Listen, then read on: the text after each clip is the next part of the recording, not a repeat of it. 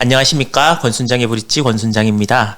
크래쉬의 저자이신 한문도 교수님을 모시고 책 얘기도 잠깐 하고 전반적인 부동산 시장에 대한 이야기를 한번 해보겠습니다. 저희 고위직 있는 사람들이 저렇게 많이 깔고 앉아 있어갖고 절대로 부동산을 자기들 유리한 쪽으로만 하지. 제가 현재 그러고 있죠. 네, 그래서 그런 이야기를 많이 하시거든요. 그래서 대한민국 부동산은 쉽게 내리기도 힘들어. 라고 얘기를 좀 자조 섞인 얘기로 이렇게 얘기하는데, 혹시 교수님이 생각하시기에는 그런 분들이 부동산을 많이 갖고 계시고 또 법을 집행하거나 입법하시는 분야에 많이 계시기 때문에 부동산에 영향을 미치는 부분도 있다고 보십니까? 심각하게 있죠. 그건 뭐 뉴스에 안 나와서 그렇지. 네. 고려 조선시대 같았으면 또 해외도 마찬가지고 같았으면 다 의금부에 끌려갔을 겁니다. 아니 하라는 일을 안 하고 무슨 부동산을 몇 개씩 갖고 있어요. 공무원이 누굴 위해서 일하는 거죠? 국민들을 위해서. 기본 우리 인간들이 만드는 국가의 개념과 공무원의 개념과 절대 배치되는 일을 하는 거잖아요. 그거에 대해서 가는 어떤 정부는 집이 많으면 공무원 요직에도 앉지 마라고 했지만 그게 사실 정상인 거죠. 제가 봐도. 근데 이거를 오냐 하면서 넘어가는 어떤 기득권과 금융산업자본주의, 건설 카르텔들이 뭉쳐서 지금 아주 안 좋은 방향으로 양극화를 일으키고 있잖아요. 덕분에 청년들이 너무 힘들고 5% 세대가 제가 깜짝 놀란 게 저 영국 이코노미스트하고 저 옥스포드 이런 데서 사전에도 올라가 있잖아요. 3포 세대. 4포 세대. 단어가 3포예요. 나 깜짝 놀랐어요. 저. 그거에 대해서 기사를 자주 내더라고요. 한국에서 이런 일이 벌어진다고. 그러면 이제 결론은 유튜브가 발전하고 있잖아요. 이렇게 여기처럼. 제가 느끼는 게 거의 다 됐다고 봐요. 그게 무슨 뜻이냐. 조금만 더 가면 우리나라 국민들이 도가 지나치면 화가 나면 정말 정의를 위해서 이러잖아요. 지금 기득권들이 간 보면서 계속 나쁜 짓 하잖아요. 보면 자기들의 이득을 위해서 자꾸 제도를 만들고 개발 계획도 자기 이득을 위해서. 생각해보세요. 강북하고 강남하고 예전에 똑같았어요. 지금 강북 거의 버려둔 상태예요. 이런 정치인들이 어디 있어요. 그죠? 여러분 웃긴 얘기하자면 외곽순환도로 아시죠? 내부순환도로. 그게 원래 강남하고 다 한 바퀴 도는 거예요. 제2외곽은 지금 하니까 한 바퀴 돌지만 원래 내부순환도도 한 바퀴 도는 거였는데 강남 만들면서 말씀하신 기득권들이 야 우리는 여기 집 끊자 이래가지고 접근성을 끊어버린 거예요. 정말 못 치죠. 그런 인간들을 찾아서 엄벌을 해야 되는데 그동안 대한민국이 너무 바쁘다 보니까 먹고 살기 힘들어 급하게 발전하다 보니까 그런 양치들을 알면서도 그냥 지나온 경향이 있는 거예요. 근데 지금은 그게 이제 고착화돼 버렸죠. 고착화된 걸 누구나 다 알잖아요. 그리고 이제 더 중요한 건 뭐냐면 지금 기득권들이 너무 많이 갔다 보니까 밑에 안정적이고 건전한 생활을 해야 되는 중산층이 지금 많이 사라졌단 말이에요. 중산층이 없어지면 나라가 안 좋아지잖아요. 경제가 안 좋아지고. 그러면 이제 깰 때가 됐잖아요. 근데 중요한 건 우리 청년들과 무주택 중산층들이 열심히 일을만 했지 이 불만에 대해서 그동안 표출을 별로 안 했잖아요. 근데 그 시기가 올 것 같아요. 그러면 제가 볼 땐 청년당이 생길 것 같아요. 조만간에. 말이 청년당이지 나이 40대도 이 우리나라 환경 때문에 여자분도 마찬가지고 남자분도 마찬가지고 선남선녀가 결혼해서 이 자식을 낳아야 또 나라가 인구가 유지되고 이런 큰 그림이 다 깨지고 있잖아요. 엄청난 죄악이죠, 사실은. 그럼 그거에 대한 아마 들불 같은 어떤 우리 집단 지성이 발휘할 때가 조만간 올 것 같아요, 제 생각에. 더 이상 방치할 수 없잖아요. 그때 이제 바뀌기 전까지는 우리가 할 수 없이 뭐 해도 참고 살아야 되는 그런 상황인 거죠. 저같이 열심히 떠드는 것밖에 더 이상 없죠. 교수님의 말씀을 들어보니까 뭔가 임계치에 와 있는 맞아요. 저는 그렇게 느끼고 있어요. 그런 느낌을 제가 봤는데요. 이제 그런 와중에 이제 보면 몇몇 가지 제가 느끼기에 우리나라 제도 중에 좀 이해가 안 되는 부분에 대해서 한번 여쭤보려고 그러는데, 우리나라 이렇게 집 사고 나면 60일 안에 이렇게 집 사는 거 이렇게 허가 받고 이러잖아요. 그러니까 신고하고 중간에 취소시켜도 되고. 요즘 가짜 신고가 나오죠. 요즘 같은 시대에 대한민국을 하고 있습니다. 그러니까 우리나라에서 진짜 좀 특이한 제도거든요. 요즘은 인터넷으로 전입 신고도 그냥 이렇게 바로 되는 이 나라에서 주택 신고를 60일 동안 이렇게 기간을 두고 또 좀 여러 가지 부작용이나 문제점이 있다는 걸 알면서도 안 바꾸는 건 아까 말씀하셨던 안 바꾸는 거죠. 예. 안 바꾸는 건 못 거죠. 바꾸는 게 아니라 안 바꾸는 거죠. 그 특별한 다른 이유가 있는 건 아니고요. 있죠. 기득권들이 그걸 안 바꾸고 버티고 있는 거죠. 그건 정말 이해를 그 원희룡 장관도 보고를 받았을 거예요. 왜 지시를 안 하죠? 지시를 해야 되는데 선거 때 표들이 있잖아요. 그러니까 이 정치인들이 정책적으로 국민과 제도를 봐야 되는데 정치적으로 보는 거예요. 항상 표딱지로. 네. 그러니까 힘들어진 건 국민들이죠. 그래서 국민들이 정치에 관심을 가져야 되는 이유가 뭐냐. 이게 부동산하고도 연결이 되는 거예요. 결론은 우리 삶으로. 네. 대출이 늘어나면 좋을 것 같지만 돌아와서 칠면조가 되는 거예요. 천일의 칠면조가 네. 본인이. 그러니까 이런 부분들을 우리 시청자분들이 생각하신다면 물론 정상적인 소득 증가에서 경제가 성장하고 이런 상태에서 자, 집값이 10,000원짜리가 있다고 가정을 할게요. 네. 돈을 더 벌었어요. 네. 그럼 돈을 더 주고 더 좋은 집을 사고 싶잖아요. 그건 인간 욕망이죠. 자연스러운 경제 자본주의의 모습인 거예요. 네. 소득이 늘면서 노동이 가세하고. 네. 근데 우리는 지금 그게 아니잖아요. 네. 그런 행위가 없이 네. 그냥 온리 주택을 매개초한 금융상품 투자가 돼 있잖아요. 서로 취급받고 제로섬 게임이잖아요. 누군가는 피해를 봐야 되고. 근데 그 피해를 본 당사자들이 국민이잖아요. 네. 그분들이 경제 체력이 약해지면 국가 경제 체력이 약해져요. 우리가 뭐 반에서 지우개 놀이? 지우개 놀이 하다가 지우개 다 떨어지면 할 게 없잖아요, 네. 놀이를. 놀이라고 표현해서 죄송하긴 하지만 그런 큰 그림을 정치인들은 안단 말이에요. 아는데 예전처럼 뭐 안중근 의사처럼 그런 개념과 의지가 없잖아요. 다들 자본주의에 물들어가지고 지도층이라는 사람들이 요즘 젊은들한테 우리나라에 종교하는 분 누구예요? 그러면 거의 없을걸요? 그게 이제 우리나라의 그렇죠. 현실을 말해주니까 제가 볼 때 이제 뭐 예수님이나 부처나 뭐 우리 저 종교 지도자들 고타마시타다 뭐 다 얘기하시는 것처럼 윤회 이렇게 돌잖아요. 이렇게 윤회차 한 바퀴 도는데 그러면 제가 볼 때 또 한 번 뭐가 아까 올 것 같다는 게 그런 뜻이죠. 그래서 청년들이 모여서 지금 말씀하신 60일 제도 그게 부동산 가격을 왜곡을 엄청 시키고 있잖아요. 네. 해외는 대부분이요. 네. 변호사가 사인해가지고 됐을 때 등기 완료되면 거래로 잡아요. 네. 상식이잖아요. 네, 그렇죠. 모든 게 요즘 우리나라 다 다른 건 다 그래요. 그리고 우리 공인중개사 협회분들한테 정말 죄송한데 좋은 분들 빼고 이게 정치 기득권화가 돼 있어요. 협회가. 일본은 안 돼 있어요. 왜 안 됐냐면 공인중개사 배출을 알맞게 했어요. 우리나라 공인중개사 수가 서울만 25,000개거든요. 여러분 25,000개면 저번 달 거래량이 2,000개잖아요. 그러니까 1년으로 따지면 1년에 매매 거래 하나밖에 못 한다는 거예요. 그러니까 안 맞잖아요. 너무 많은 거예요, 공인중개사. 그럼 그분들이 뭘 하겠어요? 할 수 있는 게 자기들의 이익을 위해서 보이지 않는 담합을 할 수가 있잖아요. 네. 지금 그러고 있어요. 어느 지역은 공인중개사를 내는데 프리미엄을 받아요. 전 세계에 이런 나라가 뭐 있을 수도 있겠지만 우리 좀 심하다. 그러니까 말씀하신 대로 제도가 짧은 시간에 많이 자리 잡혔는데 시간이 많이 흘렀으면 이제 움직일 때가 됐는데 네. 아직도 기득권들이 그런 조항들을 붙들고 있는 거예요. 그게 부동산의 상승 요인이 되는 걸 아니까 누가 붙잡고 있겠어요. 주택 투기한 사람들이 붙잡고 있겠죠. 건설사나. 네. 그럼 그 비율을 따져보면 주택 투자자분들 다주택자가 지금 10%밖에 안 돼요. 전 네. 국민에. 예, 예. 그러면 이제 바뀔 때가 됐죠. 말씀하신 것처럼 등기를 바꿔야 되는 운동을 누가 시작한다. 네. 그 여론이 들불처럼 일어나면 어떻게 되겠어요? 그러면 여론에서 눈치 보다가 이쪽 표가 많네 그러면 바꾸겠죠. 그러니까 정치인들이 썩은 거예요. 제가 볼 때. 왜 표를 보고 정치를 해요? 본인이 국민과 국가를 위해서 정치를 하면 국민들이 알아줄 거 아니에요. 지금은 다 알잖아요. 국민과 국가를 정치하는 게 아닌 사람들이 많다는 걸 너무 많이 알잖아요. 네, 네. 그게 좀 많이 슬프지만 조만간에 바뀌지 않을까. 우리 저 앵커님하고 저하고 요이 땅 하면 네. 무시 못할 거려. 왜냐하면 총선이 있잖아요. 한 맞네, 6월 달쯤에 뭐 이런 어. 제도가 좀 개선되는 것들을 좀 정리해서 발표를 하면 반응이 있을 것 같아요. 제가. 그리고 전세 자금 대출이 네. 어느 순간입니까 굉장히 커져 있더라고요. 그래서 처음에는 좋은 거라고 생각을 했거든요. 무조건. 맞아요.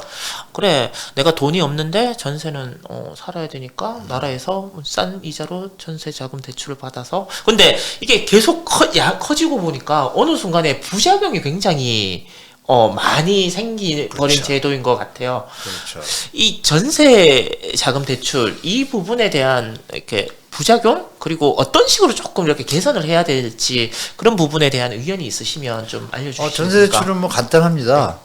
전세 대출 현재 드신 분들은 바로 금지라면 회수가 되니까 힘들잖아요. 놔두고 예. 당장 내일부터 전세 대출 안 하는 거예요.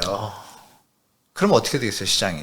한번 따져볼게요. 처음에 어떤 사람들은 나 집을 얻어야 되는데 돈이 없어 못 얻어 이러지만 시간을 가지고 생각해 볼까요? 그렇게 2년이 지나면 어떻게 돼요? 전세 들어올 사람이 없잖아요. 네. 대출을 안 해주니까. 예, 그렇죠. 그러면 전세 수준에 맞게 전세 가격이 내려올 거 아닙니까? 그러면 아까 미리 계약했던 분들은 놔두고 하려면 내려가 있으니까 부담 없고 이자가 안 나가잖아요. 네. 그럼 그 다음에 어떻게 돼요?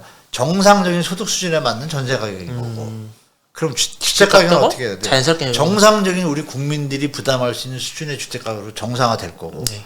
그 상태에서 돈을 많이 모은 상태에서 부동산이 상승해야 국가도 발전하고 부동산 산업도 발전하고 이게 정상이잖아요. 지금 제가 말씀드린 의견을 드리면 다 없애고 네. 그죠? 집값도 대출 없애면 어떻게 될까요? 집값을 부동산을 레버리지를 안 일으키고 어떻게 삽니까? 어떻게 해요? 예. 그러니까 없다고 가정을 예, 예. 하면 어떻게 될까요? 자기 돈 있는 만큼은 살 살고, 거예요. 예. 그럼 지금 주택 가격이 어떨까요? 무조건 내려와 내려오죠. 있죠. 무조건 내려오죠. 그럼 대출 안 받고 사도 되잖아요. 네. 그 논리를 제가 지금 계속 얘기 드린 거예요. 그러면 결론은 났죠. 아, 전세자금 대출은 특이한 경우. 어떤 경우냐. 청년이 직장을 얻어서 일을 해야 되는데 주거지가 없어. 네. 그런 청년은 하나의 경제 주체가 되니까 주거의 어떤 안정성을 도와주기 위해서 투자의 목적이 없잖아요. 투기의 목적이 없잖아요. 그럼 그 청년에 대해서 자리 잡을 때까지만 안정적으로 저리로 대출하는 전세자금 대출. 네. 거기서 끝. 그러면 또 만약 사업을 하시다가 파산을 했어요. 네. 그러면 거주할 데가 없으면 예. 이게 경제가 주체가 와해가 되니까 네. 그런 분들을 위해서 정부가 임대주택을 준다든지 아니면 장기 저리로 무이자로 빌려줘. 요번에 던졌더라고요. 예. 그런 건 잘하는 거예요. 무이자로 빌려주고 한도는 높이면 안 돼요. 네. 아니 망했는데 무슨 아파트 32평 살 일 있어요? 그러면 거기서 딱 대고 빌라 네. 딱 3천만 원까지만 살 수 있게 해주는 거죠. 그게 적정선인데 그걸 넘어서 3억 이렇게 붙여버리면 그걸 팔아가지고 하면 집값이 그만큼 올라가잖아요. 그러니까 전세대출제도의 개혁은 정치인들이 마음 먹으면 국민들은 지금 이 내용을 앵커님하고 말씀 나눴지만 제가 이제 정리해서 조금 계몽운동을 하려고 그러는데요. 예. 젊은이들한테 많이 퍼뜨리면 젊은이들이 보면 천일이 칠면 좋은 걸 아는 거예요. 천일 동안 밥 주는 것 같은데 나중에 요리해 먹는 거예요. 기득권들이. 그거를 우리가 깨닫는 순간 새로운 주거 문화의 장이 열리고 출산율이 0.73이잖아요. 예. 이제 바꿀 때가 됐죠. 아, 진짜 심각하죠. 그렇죠? 네, 심각하니까 국가 미래를 위해서 우리 동료들이 다 보면서 서로 막 안쓰럽잖아요. 어떻게 보면. 물론 갭투기에서 성공한 사람들은 혼자 앉아서 쾌재를 부르겠지만 그게 다 누구의 피눈물이잖아요. 일부에서 인구 이제 뭐 0.78, 뭐 2명 이제 학계 출산율이 0.8이 깨지고 난 순간부터 그러더라고요. 네. 잘 됐다. 어차피 아무리 말로 해도 안 되는데 이런 식의 충격을 줘서 한 20년 동안 계속 이런 식으로 나와버리면 그 다음부터 우리나라가 뭔가 변화가 오지 않겠느냐. 그러니까 말로 하거나 뭐 이렇게 해갖고는 안 바뀌니. 그 얘기 들었어요. 그러니까 청년들이 할 수 있는 가장 합리적이고 현실적인 방안이 그래 우리가 애 안 낳아줄게. 정말 가슴 아픈 얘기죠. 제가 네. 들을 때. 그거를 청년들이 그 얘기를 해야 되나요? 그건 국가가 진짜 직무유기잖아요. 제가 볼 땐 그건 청년들이 아픈 마음을 대변하는 소리라고 저도 인정하는데 그거를 그냥 귀 닫고 있는 정치인들이 문제인 거죠. 국가라는 존재가 뭔가요? 우리를 보호해 주려고 국민들이 모여서 국가를 조정해서 국가라는 존재가 정부를 통해 가지고 제도를 통해 가지고 세금을 걷어서 그 돈으로 분배도 잘하고 다 같이 좋게 살자는 건데 지금 대한민국 정부는 언젠가부터 아까 말씀 전세 대출이 유주택자를 전세 대출해 준다? 정말 어이없는 일들이 벌어지는 대한민국이 정치인들이 무능하거나 무지하거나 아니면 건축이나 부동산 분들이 너무 이제 술수가 뛰어나거나 둘 중에 하나잖아요. 그 속에서 피멍드는 건 서민 중산층이고 그게 이제 어느 정도 다 소진됐어요. 워낙 트라우마가 있다 보니까 지방에서는 다 집 샀어요. 60% 살만한 사람 다 뜨니까요. 서울만 워낙 비싸니까 55대 온 거지. 그러면 이제는 주거 정책이 적극적으로 변할 때가 된 것 같고 이 시기 요번에 요 하락기가 그런 거에 이면의 세계를 보이지 않지만 나타내주고 있잖아요. 여기서 더 올리고 집값을 떠받치려고 한다. 이런 세력들은 제가 볼 때 우리 국민을 위한 분들은 아니라고 봐요. 그렇기 때문에 우리 증시각독인데 주식을 해야죠, 사실. 네. 주식을 해서 기업을 키워서 기업이 돈을 벌어서 그 돈이 분배가 되고 돈을 가지고 다시 집을 잘 지어서 집값이 올라가야지 이게 이쁜 경제잖아요. 이건 뭐 집도 이쁘게 안 짓고 옛날처럼 똑같이 짓는데 대출 거품으로 올려놓으니까 뭐 그런 얘기를 좀 들어보겠습니다. 제 입장에서는. 네. 그 청년들 마음 제가 기성세대로서 좀 죄송하다는 말씀 드리고 하여 우리 좋은 날이 오도록 저뿐이 아니라 뭐 많은 분들이 같이 움직이면 좋은 날이 올 것 같습니다. 제가 볼 때. 네. 이런 식으로 이렇게 얘기를 하시면 네. 일반인들이 봤을 때는 교수님도 기득권이다라고 생각을 할 수 있는 건데, 예. 근데 이제 그 기득권 안에서는 교수님은 완전 아웃사이드이실 거고 어떠십니까? 아 근데 제가 평소에 예. 평소에도 네. 대한민국의 부동산 박사가 한 지금 1,000명 정도 돼갈 거예요. 배출한 지가 한 꽤 됐으니까요. 네, 네. 근데 그 박사회라는 모임이 있습니다. 부동산학 박사와 학예반. 예. 거기에 제가 회장을 지냈었거든요. 네. 아. 근데 처신을 제가 그나마 밉게 안 했는지 그러니까 모인 자리에서 저를 이렇게 미워하시는 분은 없어요. 아. 사람의 마음은 두 가지인데요. 네. 돈은 벌고 싶어. 예. 박사님들도 건설사 사장님부터 해서 뭐 PM사부터 다 계실 거 아니에요? 신탁사 분들도 계시고 다 돈은 벌고 싶어. 근데 저가 딱 가면 지금 말씀드리려면 다들 이렇게 되잖아요. 예. 안 그래요. 다들 다 인사 편하게 해요. 그게 뭐냐? 그분들 마음 속에도 국가 경제에 지금 주택 문제가 심각하다는 걸 다 아는 거예요. 그러니까 제가 하는 소리에 대해서 나 돈 못 버니까 그만 그 소리 좀 해 하라고 뭐 이런 얘기 하지 마 이 소리를 안 하신단 말이에요. 단 한 분도. 그럼 그건 뭐예요? 이미 기득권이라 할 수 있는 그 박사님들 뭐 학자분도 계시지만 그분들도 청년들을 걱정하는 마음은 똑같은 거예요. 그럼 답은 나왔죠. 정치인들이 똑바로 하면 돼요. 그분들도 언제든지 거기에 동조할 마음이 있는 거예요. 쉽게 말하면 우리 베이비 부모들은 솔직히 다 그런 건 아니지만 부동산에 관계된 분들은 제가 개인적으로 이 얘기해도 되는지 모르겠는데 벌만큼 벌었잖아요. 근데 제가 그 얘기를 대놓고 한 적도 있어요. 이 정도 됐으면 이제 좀 그죠? 근데 돈이라는 게 신기해가지고 이 돈을 거꾸로 하면 독이잖아요.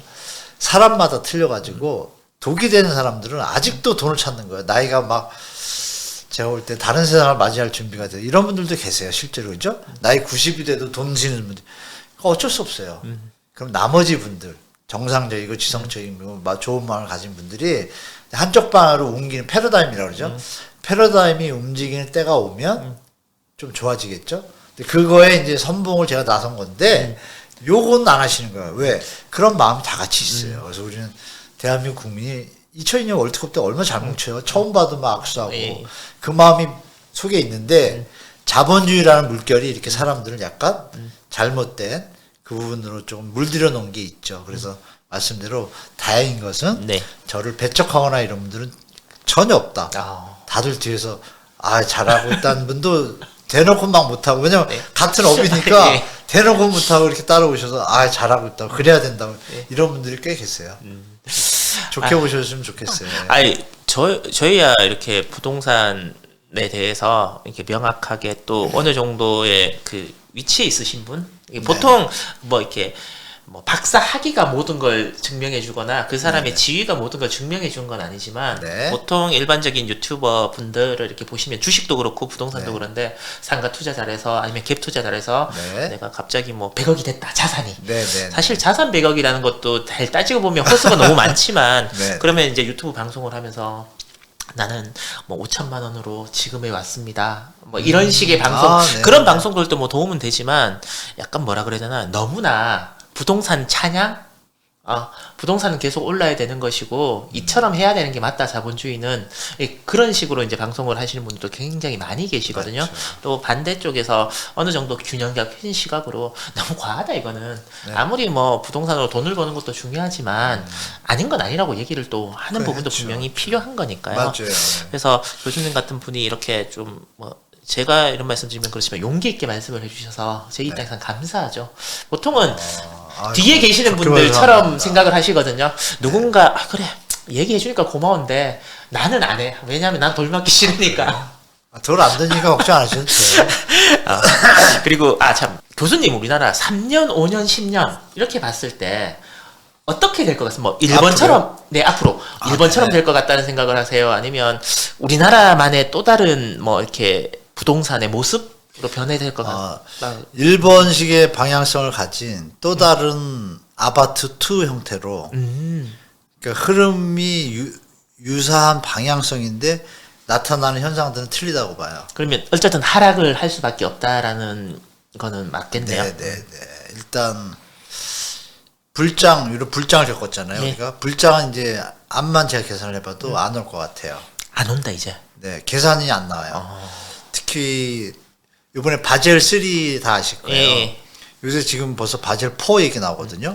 그래서 DSR 얘기 하시는 분들은 왜 안 네. 푸냐 왜 안 푸냐 막 그러는데 그건 풀 수가 없는 부분인데 그치, 그러니까요. 그걸 부동산 유튜브 중 그런 식으로 우리나라는 그 뭐냐 부동산이 오를 때는 저점은 언제냐 하면 그 뭐냐 DSR 때요. DSR 풀고 양도세 면제해 줄 때가 폭등할 거다. 뭐 그럼 이렇게. 폭등할 거. 근데 DSR은 우리나라가 뭐 풀고 어떻게 하고 싶다고 해서 할 수 있는 게 아닌데라고 아닌데, 저는 알고 그렇죠. 예. 예. 그건 정확하게 아니라고 말씀드리죠. 네. 바젤 3 뭐 아시는 분도 아시겠지만 풀 수 없습니다. 푸는 순간 대한민국 망합니다. 왜냐하면 금융기관 신용도가 떨어져서 예. 조달금리 올라가면 대출금리 올라가지고 지금도 금리 인상이 허덕이는데 더 올라가면 어떻게 돼요? 저쪽 나라는 뭐가 문제가 있어가지고 계속 대출로 버티는구나 이렇게 생각되는 순간 레고랜드처럼 작살날 수도 있어요. 그러니까 뭐 그렇게 얘기하시는 분들은 좀 공부 좀 하시고 얘기했으면 좋겠어요. 바젤 3 공부하시면 대출이 이제 예전처럼 불장을 일으킬 정도로 90% 이런 건 없겠구나 느낌이 올 거고 거기다 소득이 안 받쳐주면 대출을 안 해주는구나. 예. 그럼 옛날에 맨 땅에 5천만 원 갖고 뭐 이런 건 이제 없구나. 이걸 먼저 인식하셔야 됩니다. 그 다음에 지금은 상업은행이 좀 그걸 대신하잖아요. 제2금융기관들이. 네네. 바젤 3에 해당되는 것들은 주로 이제 1금융권이잖아요. 국가에서 어떤 보증 형태가 된. 예. 근데 2금융권과 이제 상업은행 쪽은 약간 규제가 완화가 된 상태니까. 근데 요번에 지금 터지는 게 다 상업 쪽이잖아요. 네. 그러니까 여기에 대해서도 똑같이 가자라고 지금 바젤 4 얘기가 나온단 말이에요. 예. 그러면 뭔가 한가 정리될 것 같잖아요. 예. 정리가 된다는 개념에서 본다면 그래서 불장이 어렵겠다. 앞으로는 정상적인 상승 수준. 네. 금이 모자라서 수요가 늘어나면 일어났다. 이게 맞잖아요. 네. 근데 살 사람이 능력이 있고. 근데 그걸 대출로 해서 펌핑해서 올리는 거 80년대 출발한 파생 상품이 이 모토인데 네. 파생 상품의 문제점이 드러났잖아요. 네. 결국은 그 중간에서 파생 상품을 팔고 사는 기관들의 수익을 목적을 위해 가지고 여러 가지 자꾸 말도 안 되는 것들 만들어내잖아요. 그걸 갖다 돌리니까 돈이 자꾸 펌핑이 되는 거고 그 자산이 늘어난 게 부동산에 들어오면 부동산 폭등인 거고 그렇죠? 그런 일들이 벌어지는 게 문제점이 있다는 걸 다 알잖아요. 이제 이제 해결할 때가 오니까 지금 미국이 고민할 것 같아요. 이걸 제대로 터뜨려 간단하잖아요. 금리 한 5% 더 올리면 어떻게 될까요? 미국도 박살나지만 전 세계는 다. 거품이 다 정리가 되겠죠. 싹. 예. 근데 결국 인류가 멸망할까요? 아니잖아요. 그럼 새 출발도 가능하겠죠. 그런 거를 시나리오를 짜는 세력들도 있을 수도 있어요. 라고 말씀드릴게요. 저는 있을 것도 같아요. 근데 지금 뭔가 보면은 이렇게 또 특이한 현상이 뭐냐면 터졌는데 하루 만에 12시간 만에 해결이 돼요. 네. 제가 태어나서 처음 봤어요. 저 죽을 날이 많이 안 남았는데 좀 많이 살았거든요. 처음 본 거예요. 그러니까 전문가들은 처음 봤을 거예요. 그럼 여긴 이건 미리 대비하지 않으면 불가능하잖아요, 사실. 그러면 시나리오가 존재할 수도 있잖아요. 그 우리가 시장을 잘 보셔야 되는 게 파월 장관이 왔다 갔다 한다. 우리가 뭐 전문가적인 뭐 어떤 평을 내놓지만 그것도 의미 없다고 봐요. 백날 얘기하면 뭐예요? 그 정치하는 분들이 결탁한 기득권 뭐 상업 비즈니스맨들하고의 관계에서 어떻게 도출되냐가 문제인데, 그죠? 어떻게 결론날지 누가 알아요? 그쪽에서 마음 먹고 하면 뭐 어떻게 패권주의니까. 그럼 우리는 미국의 동태를 살필 수밖에 없는 입장이고, 중국이 지금 많이 고초를 겪고 있잖아요. 네. 중국이 어느 날 획 돌아가지고 안 좋은 일 벌어져 봐요. 부동산이 뭐가 있습니까? 이렇게 쉽게 말하면 변동성이 심한 때이기 때문에 네. 그렇게 뭐 DSR 하나 갖고 거기에 꽂혀가지고 기다리고 이런 시장이 아니라 네. 지금은 은행들이 무너지고 새마을금고가 문제가 되고 이런 단어들이 나오니까 당분간은 보수적으로 있는 게 맞잖아요. 네, 그렇죠. 파도가 좀 그치고 가야지. 그래서 그런 말씀 뭐 DSR 뭐 이런 얘기들은 다 결론 대출이잖아요. 네. 정상적인 가격은 아닌 거잖아요. 적정한 대출도 정의 대출이 있고 부의 대출이 있잖아요. 안 좋은 대출이. 지금 안 좋은 거잖아요. 네. 뭐 그렇게 말씀드리면 좀 시청자분들이 조금은 이해되실 것 같아요. 진짜 뭐 이야기 나누다 보니까 네. 정신없이 이렇게 흘러갔는데 네네. 혹시나 뭐 이렇게 하고 싶은 얘기가 있었는데 못 하시거나 그런 부분이 있으면 이렇게 예. 시청자분들에게 좀 말씀해 그 우리 주시죠. 증시각도기 분들 이제 주식으로 주로 하시는데 네. 해외 주식 하시잖아요. 네네네. 부동산을 이제는 제가 조금 빠른 감이 있는데요. 해외로 눈을 돌리시기를 좀 부탁드릴게요. 리얼티 인컴 뭐 이거 사라는 얘기처럼 들리는데. 부동산 주식을 사란 말씀이 아니라 예. 부동산을 투자하실 때 우리나라가 어느 정도 강대국이 됐잖아요. 네. 원화 가치가 만약에 가치 떨어져도 원화 가치가 다른 동남아나 뭐 브라질이나 이런 네. 데보다 덜 떨어지잖아요. 예, 맞습니다. 그럼 그 갭이 벌써 몇십 프로잖아요. 네. 그 갭만 활용해도 부동산 투자 수익이 나잖아요. 중요한 건 저 약간 개발 브라질은 잘 나가다가 지금 꺾였잖아요. 네. 항상 잠재력이 있잖아요. 인구도 받쳐주고 있고. 그런 데들은 가능성이 있고, 예를 들어서 베트남 같은 경우에 지하철 1호선, 2호선 지금 네. 공사 열심히 하고 있는데 지금 많이 올라갔지만 경제가 안 좋으면 푹 갈 거 아니에요. 그때 만약에 원화 가치와 베트남 가치가 이러면 차이 생기잖아요. 네.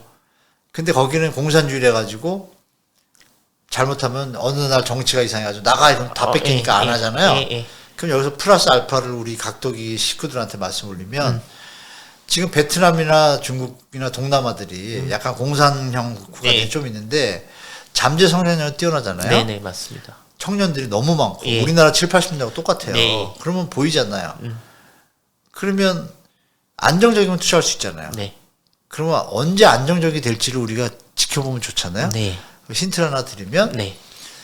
코로나 직전에 베트남이 걔네 50년 임대예요. 예 맞습니다. 코로나 직전에 유럽의 어느 두 나라하고 그 국제 간의 손해배상제도 있잖아요. 투자에 대한 네. 우리나라 론스타가 돈 찾아가듯이 네.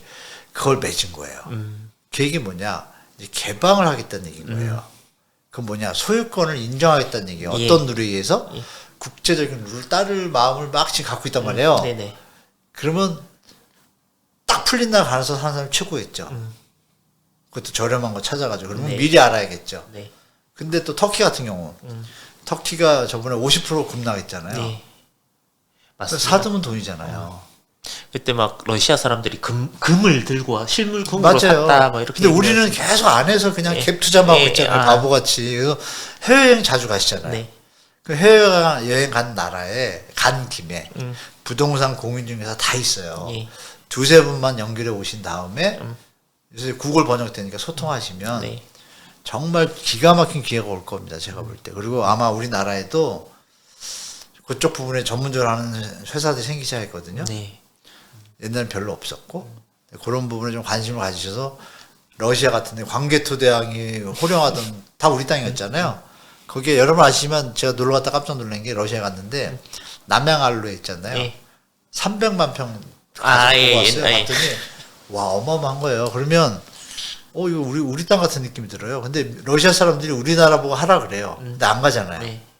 이런 거 생각해 보시면 할 데가 많잖아요. 아 해외. 그래서 해외 좀 생각하시면 좀 도움이 되실 것 같아요. 베트남 말씀하시니까 제가 지난달에 베트남을 갔다 왔고 다녀오셨어요? 예, 와우. 호치민을 갔다 왔는데 호치민. 그 나라는 가면 항상 느끼는 게 있어요. 아까 말씀하신 우리나라 한 7, 80 제가 이제 80년생이니까 아, 70년대를 아는 건 아니지만 이제 잘 자료나 아시죠. 뉴스나 네. 이렇게로 봤는데 야, 이 나라는 뭘 해도 되겠다. 아무래도 그러니까 뭐 그런 생각 또 물론 그 현재 가면 여러 가지 뭐 기후부터 제도 이런 것들이 많이 다르니까 어려움은 있겠지만 맞아요. 예, 그러니까 우리나라 안에서 우리가 서로 누가 더 비싸게 사주느냐의 그 바보 같은 게임을 하는 것을 좀 멈추고 멈출 때가 됐죠. 해외나 이제 아까 환율이나 이런 것까지 해서 공부를 조금 그렇죠. 그런 시야를 그쪽으로 조금 더 넓혀 보면 좋겠다라는 맞아요. 그런 생각도 이제 하게 되네요. 할 때가 된 거죠. 예. 아, 저희는 뭐 나들이도 가고 꽃도 구경하고 그러는데 좀 보면 한문도 교수님은 강의도 하셔야 되고 책도 쓰셔야 되고 네. 유튜브도 하셔야 되고 그래서 즐기는 건 우리가 즐길 테니까 네. 더 열심히 공부하셔서 엑기스를 잘 그러니까 이렇게 엑기스만 딱 해서 또 꾸준하게 저희 채널에 나와주셔서 좋은 말씀 좀 네네. 해주셨으면 합니다. 부족한데 이렇게 불러주시면 제가 열심히 공부해서 어. 저 최대한 최신 정보를 여러분들한테 전해드리도록 애쓰겠습니다. 예. 알겠습니다. 오늘 또 정말 귀한 말씀, 좋은 아유, 별 말씀 해주셔서 말씀을요. 고맙습니다. 다음에 또 만나겠습니다. 네, 고맙습니다. 고맙습니다. 네.